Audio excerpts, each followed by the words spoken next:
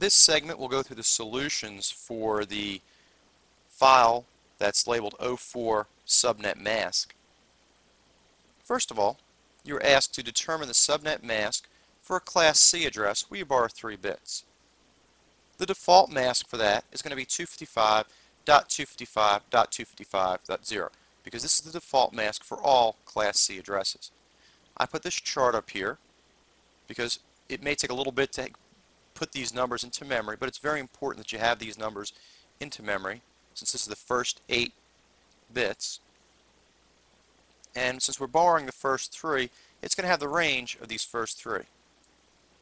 So 128, we're going to have a value of 64 and a value of 32. We add them up to give us a total of 224. So we take this and we plug it into our default mask, and our default mask becomes a custom mask, and it's 255.255.255.224. Let's look at the Class B item. We were asked to determine the subnet mask for a Class B address.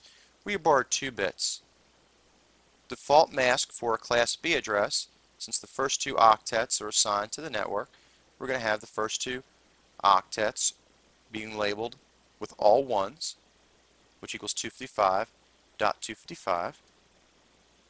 The third octet is going to determine our subnet mask. We borrow 2 from that.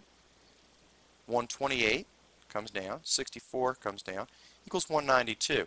We plug this into our default mask. We have 255.255.192.0.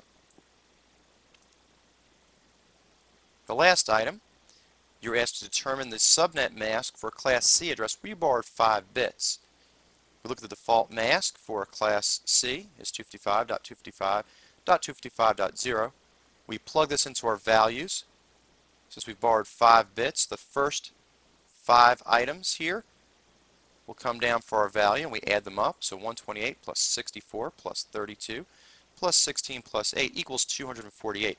We plug this number with our default subnet mask to get our custom subnet mask of 255.255.255.248.